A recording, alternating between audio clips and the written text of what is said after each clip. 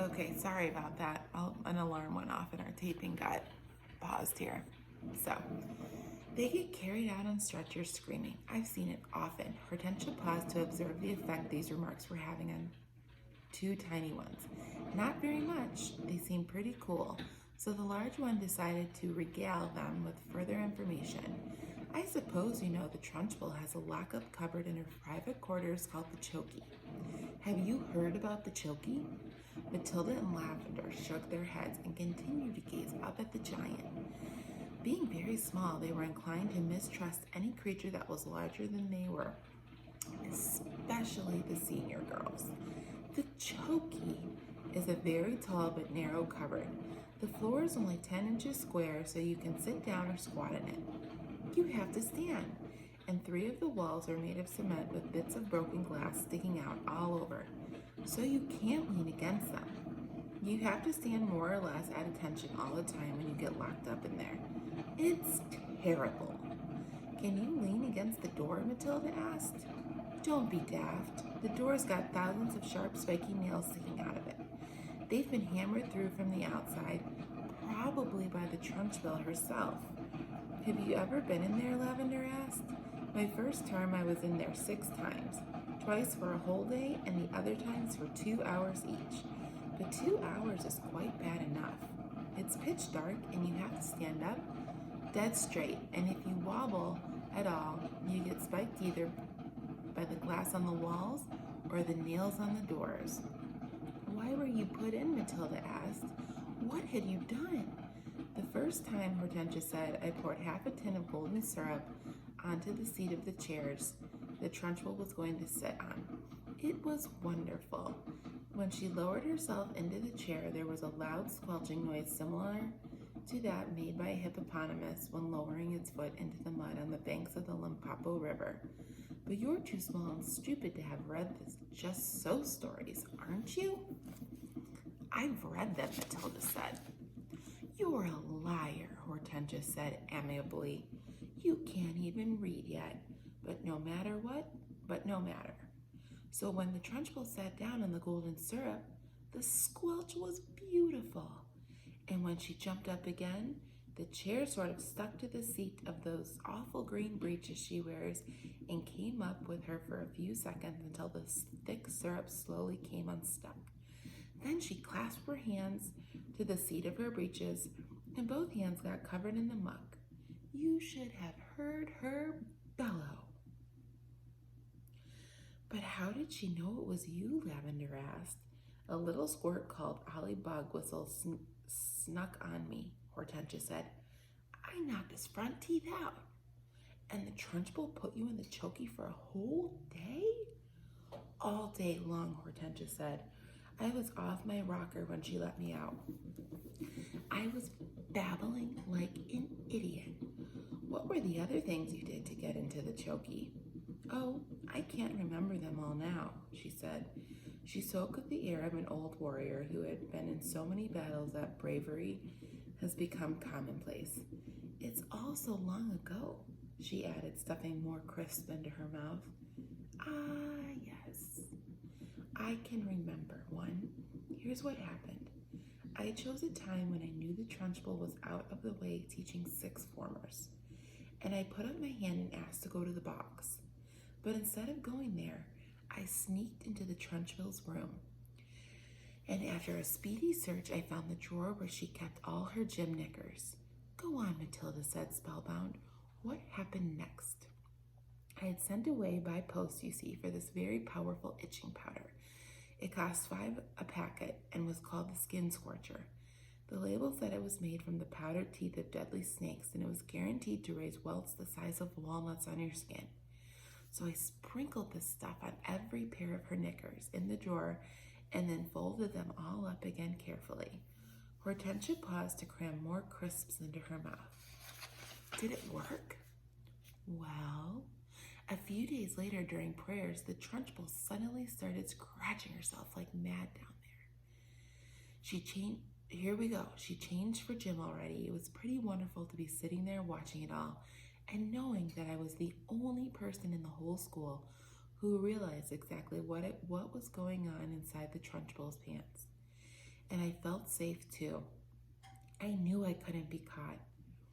Then the scratching got worse.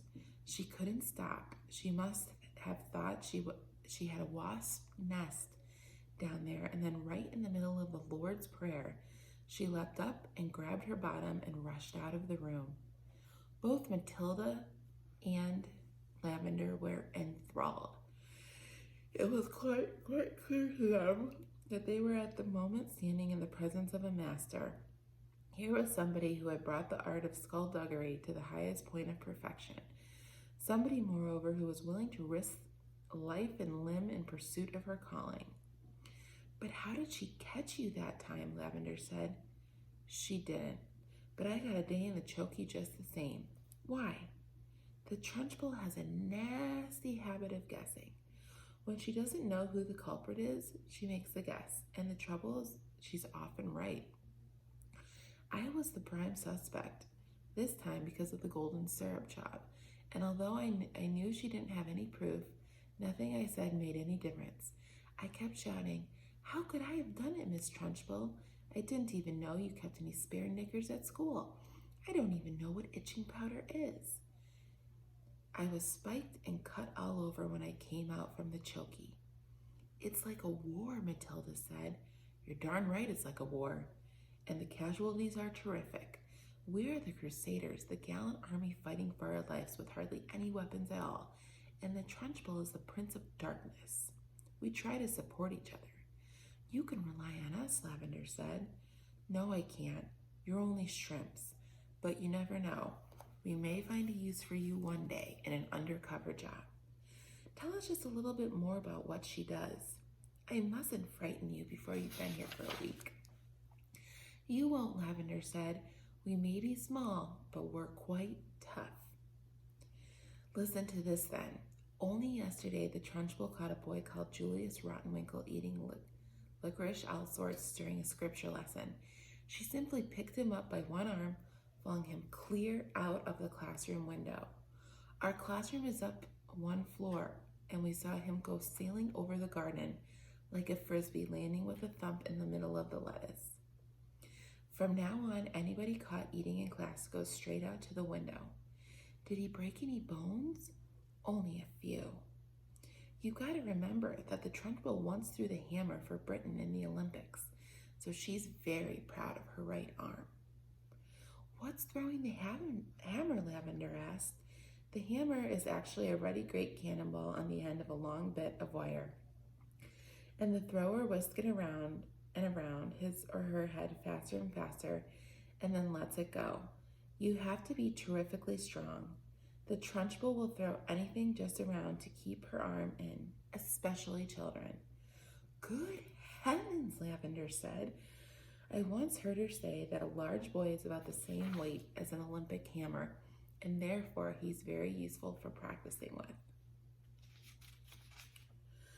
Matilda and Lavender saw the giant in green breeches advancing upon a girl of about 10 who had a pair of plaited golden pigtails hanging over her shoulders.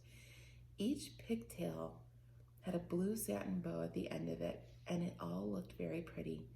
The girl wearing pigtails, Amanda Thripp, stood quite still, watching the advancing giant, and the expression on her face was one that you might find on the face of a person who is trapped in a small field.